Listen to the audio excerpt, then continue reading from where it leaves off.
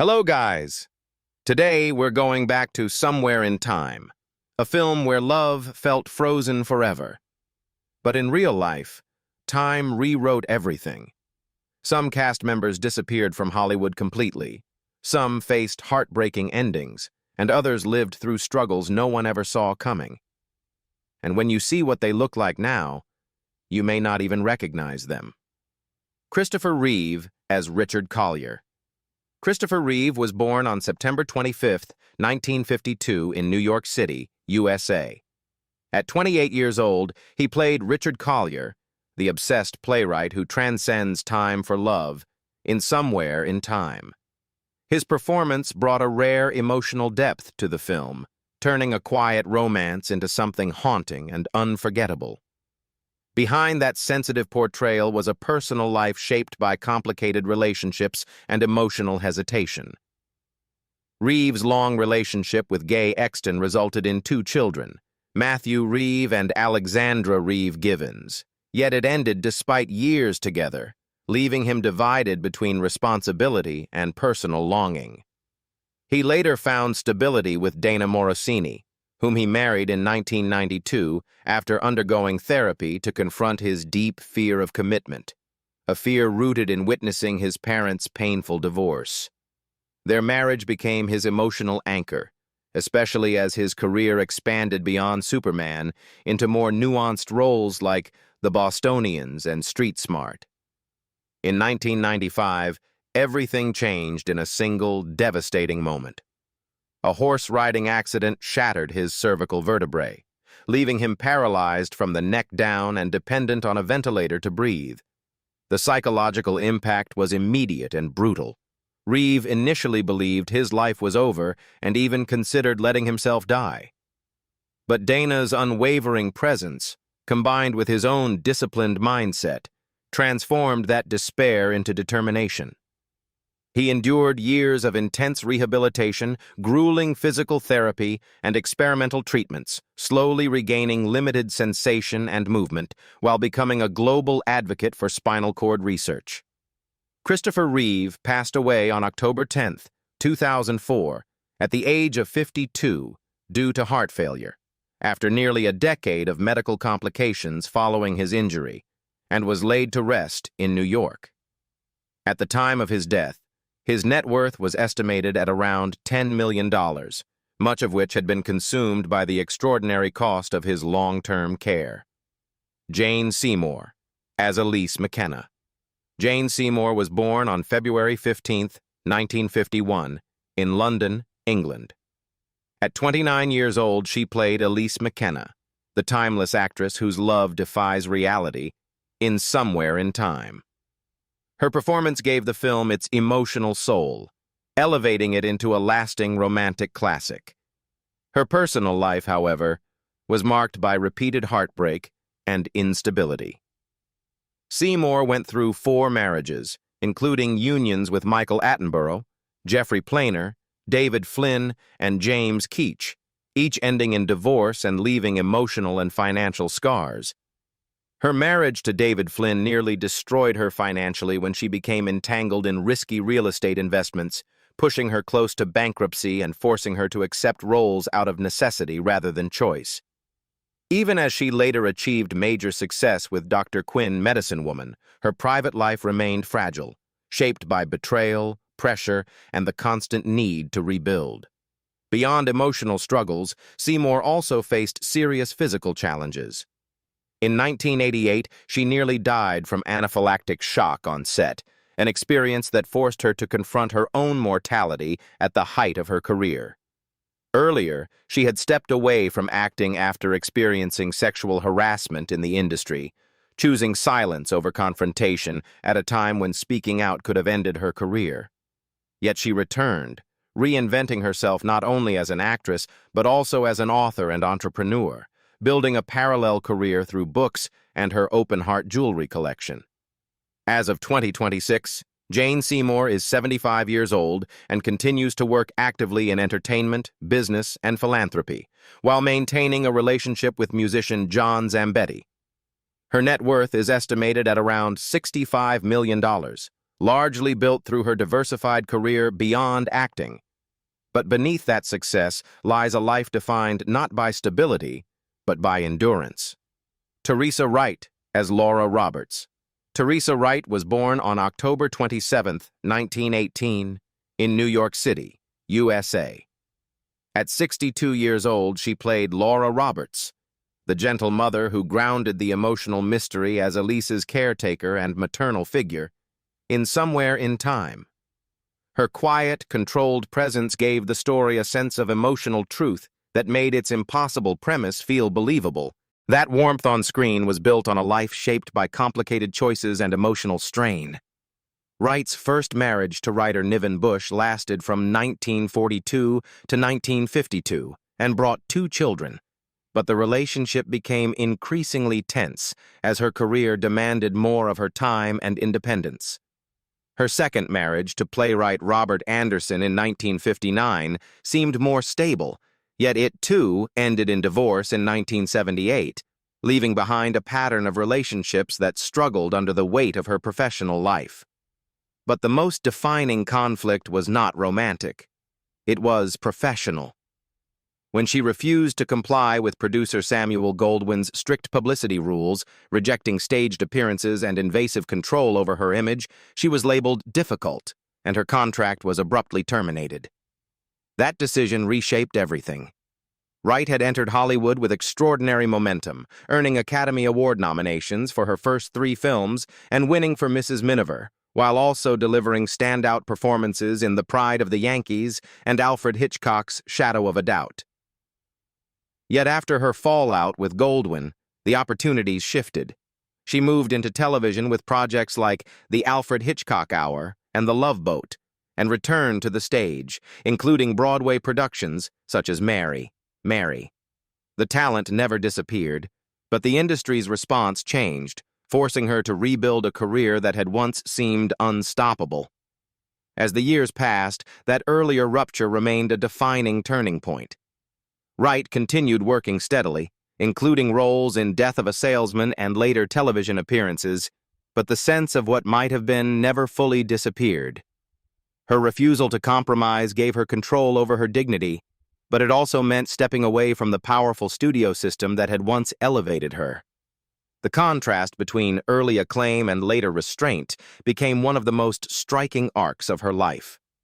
Teresa Wright died on March 6, 2005, at the age of 86, after suffering a heart attack at Yale New Haven Hospital in Connecticut. She chose to donate her body to the Yale School of Medicine before being laid to rest at Evergreen Cemetery in New Haven. Her net worth was never the focus of her legacy, but her life stood as a rare example of an actress who chose integrity over power and paid the full price for it. Christopher Plummer as William Fawcett Robinson. Christopher Plummer was born on December 13, 1929, in Toronto, Canada. At 51 years old, he played William Fawcett Robinson, the possessive and controlling manager who stood between love and destiny in Somewhere in Time. His performance added a layer of tension and authority that grounded the film's emotional conflict. Behind that commanding presence was a life marked by emotional turbulence and fractured relationships. Plummer's first marriage to actress Tammy Grimes quickly collapsed under the weight of clashing egos and constant arguments, leaving behind their daughter Amanda Plummer. His second marriage to journalist Patricia Lewis followed a near-fatal car accident that left her in a coma, a traumatic beginning that foreshadowed its eventual breakdown. Only with his third wife, Elaine Taylor, whom he married in 1970, did he finally find stability. But even then, it came after years of personal chaos, shaped by his own admitted arrogance and emotional distance. That inner conflict extended into his personal struggles, particularly his battle with alcohol during his early career. Plummer openly admitted that his drinking habits and difficult temperament nearly derailed his path in Hollywood, even as he delivered unforgettable performances in films like The Sound of Music, a role he famously resented, and later triumphs such as Beginners, which earned him an Academy Award at age 82. His late career resurgence, including roles in Knives Out and All the Money in the World, proved that his talent endured long after his personal demons had been brought under control, though the shadow of those early years never fully disappeared. Christopher Plummer passed away on February 5, 2021, at the age of 91 at his home in Weston, Connecticut, following complications from a fall that resulted in a head injury, with his wife Elaine Taylor by his side. His net worth was estimated at around $20 million at the time of his death, reflecting a lifetime of steady work rather than fleeting stardom. He left behind not only a legendary career crowned with Oscar, Emmy, and Tony Awards, but also the quiet truth that even the most refined voices can carry echoes of a long, difficult struggle. Bill Irwin as Arthur Beale. Bill Irwin was born on December 2, 1914, in Honey Grove, Texas, USA. At 66 years old, he played Arthur Beale, the gentle elderly man who quietly guarded the truth behind Elise's past, in Somewhere in Time. His restrained performance carried emotional weight, anchoring one of the film's most revealing moments. That calm presence on screen stood in sharp contrast to a life shaped by pressure and survival. Irwin was married, but like many character actors of his era, long working hours and unstable income created constant strain at home, forcing him to balance family responsibility with an unpredictable career. He served in World War II, and the psychological weight of that experience stayed with him, influencing the quiet, almost withdrawn demeanor he later brought to roles. Even after appearing in over 250 productions, including his Emmy-nominated role as Sid Fields in Seinfeld, he still had to take on illustration work, drawing cartoons for magazines just to maintain financial stability. That tension followed him for decades, even as his face became familiar to millions. He appeared in series like The Twilight Zone and Columbo, delivering dependable performances while others around him rose to fame. The industry valued his consistency, but rarely rewarded it. Bill Irwin passed away on December 29, 2010, at the age of 96 from natural causes, ending a life defined not by headlines, but by quiet resilience. His net worth was estimated at around $1.5 million, a modest reflection of decades of steady work in Hollywood without ever stepping into leading roles. Yet his legacy remains in the countless performances that audiences remember, even if they never knew his name. William H. Macy as Critic. William H. Macy was born on March 13, 1950, in Miami, Florida, USA. At 30 years old, he played Critic, a skeptical observer within the hotel setting, in Somewhere in Time. The part was brief, but it marked the quiet beginning of a career that would later redefine what it meant to be a character actor in Hollywood. That early start came with years of personal and emotional uncertainty. Macy's long relationship with actress Felicity Huffman stretched over 15 years before they married in 1997. He spent much of that time moving between theater productions and small television appearances, often struggling financially while building his craft under playwright David Mamet. Their marriage later faced its most public crisis in 2019 when Huffman became a central figure in the college admissions scandal, forcing Macy into a position where private family strain became national spectacle, challenging both their reputation and stability. That sense of instability had already defined his professional path long before fame arrived. Macy spent years in projects like House of Games and Homicide, delivering sharp, intelligent performances that rarely translated into mainstream recognition. Everything shifted with Fargo in 1996, where his portrayal of Jerry Lundegaard earned him an Academy Award nomination, followed by roles in Boogie Nights and Magnolia.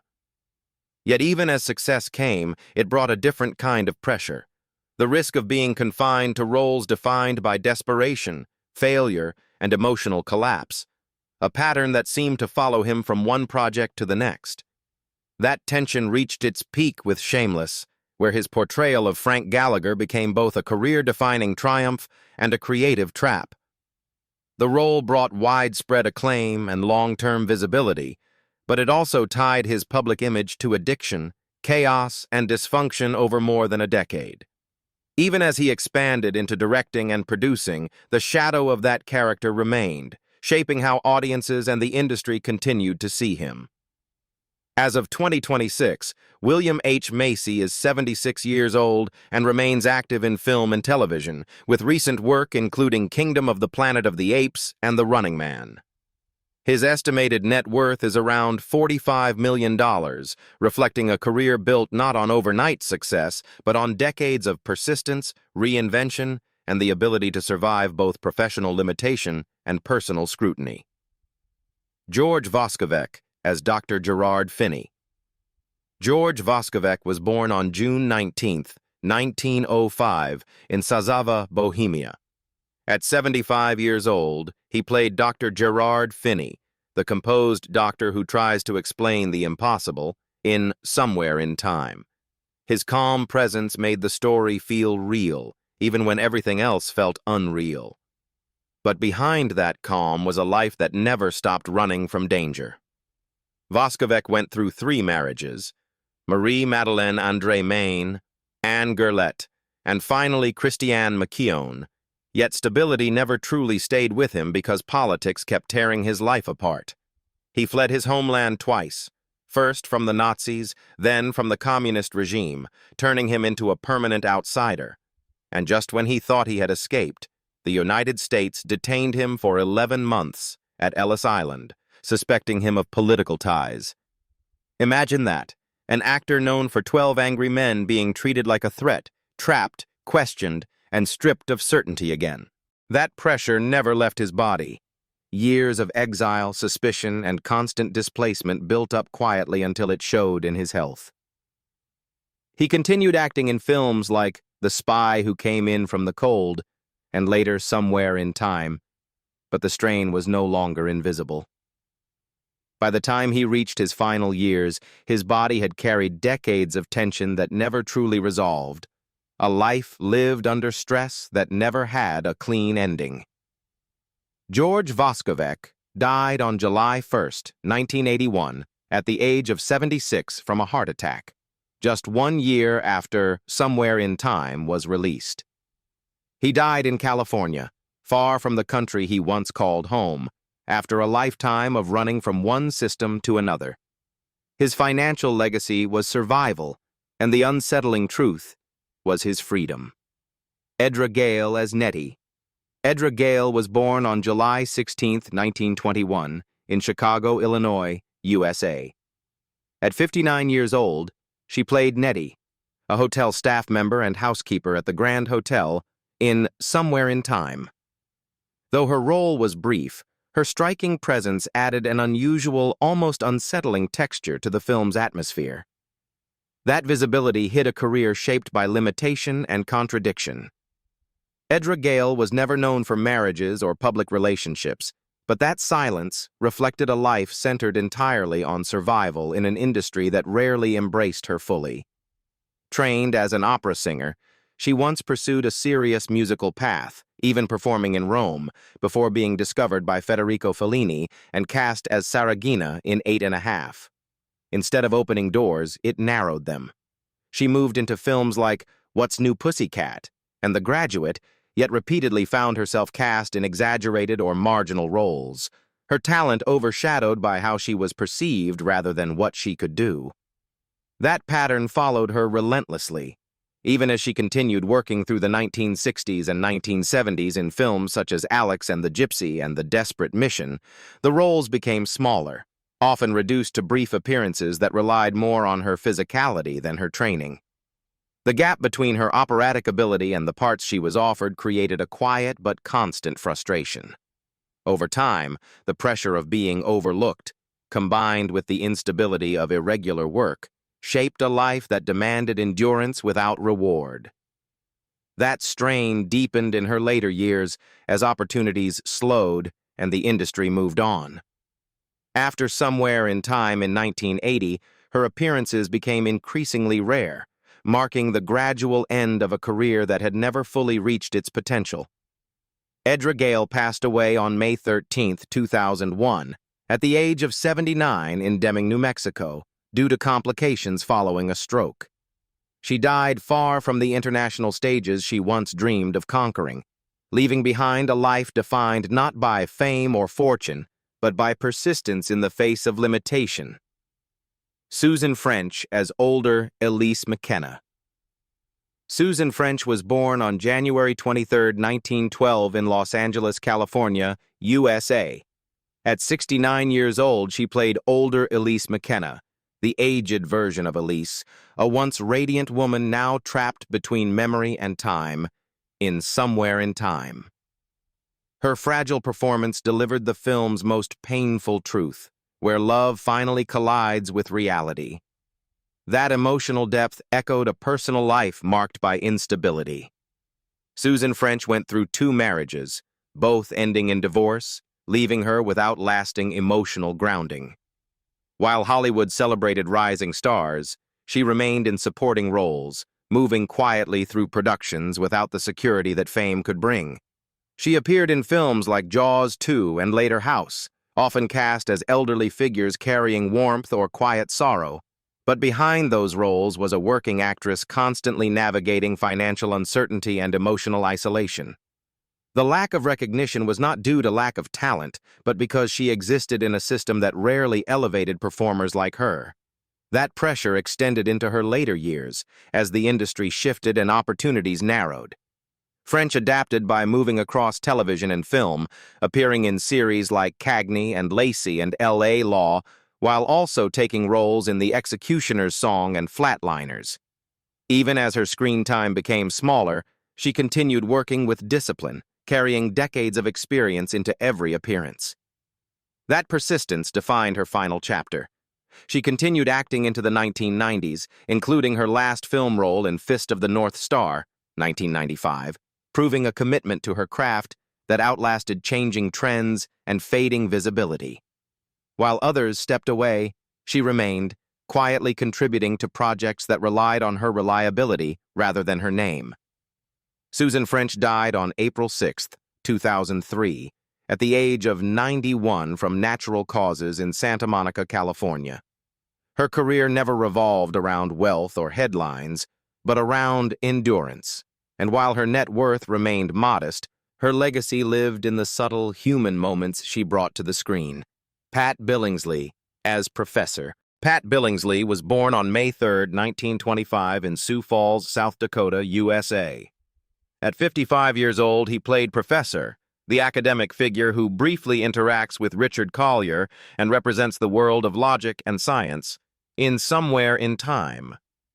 His role, though small, reinforced the contrast between rational thinking and the film's impossible love story. His personal life was far removed from Hollywood drama, yet it carried a different kind of intensity, one built on discipline and intellectual pressure. Billingsley was not just an actor, but a respected mathematician who dedicated his life to probability theory, a field that demands precision, isolation, and relentless focus. While others chased fame, he built a reputation in academia, publishing Probability and Measure, a book that became a cornerstone in mathematical studies, but also tied him to a life of constant mental demand. That level of intellectual commitment came with its own silent strain. Years spent teaching at the University of Chicago, producing complex research, and maintaining academic excellence required a lifestyle that left little room for rest. Even his appearance in Somewhere in Time feels like a rare step outside a world defined by equations and logic, a brief moment where he crossed into storytelling before returning to the rigid structure of mathematics. Pat Billingsley passed away on April 22, 2011, at the age of 85 in Chicago, Illinois. The exact cause of death was not publicly disclosed, and he was remembered more as a scholar than a performer. His financial legacy was never the focus, but his intellectual legacy was immense, carried through generations of students and researchers. Sean Hayden as young Arthur. Sean Hayden was born in 1975 in the United States. At 5 years old, he played young Arthur, the young version of Arthur Beale, appearing briefly as a boy connected to the hotel's past, in Somewhere in Time. Though his screen time was limited, the role helped quietly bridge the film's shifting timelines, adding depth to its sense of memory and continuity. Unlike the adult cast, Sean Hayden's life never unfolded under public scrutiny, but that absence tells its own story. As a child working in a film shaped by Richard Matheson's intricate storytelling, he was part of a production that demanded emotional precision even in small moments. Around the same period, he was also associated with projects like Tin An M, 1980, suggesting early exposure to acting opportunities. Yet there is no clear record of him continuing into a long-term career. The transition from child actor to adulthood often brings uncertainty, and in his case, that path seems to have moved away from Hollywood rather than deeper into it. That early departure creates a different kind of narrative, one defined by disappearance rather than decline. His contribution remained frozen in time, unchanged while the rest of the cast aged and moved on. As of 2026, Sean Hayden is 51 years old. His legacy rests in a fleeting role that still contributes to the emotional fabric of Somewhere in Time, a reminder of how even the smallest performances can leave a lasting impression. So time didn't just change how they look, it changed everything about how their stories ended. Some found peace, some faced quiet struggles, and some left far sooner than anyone expected. But every one of them carried a life far more complex than what we saw on screen. And now that you've seen them then and now, which story stayed with you the longest? If you enjoyed Somewhere in Time, Cast Then and Now 2026, Amazing Transformations Revealed, don't forget to like, subscribe, and stay with us for more stories that go beyond the spotlight.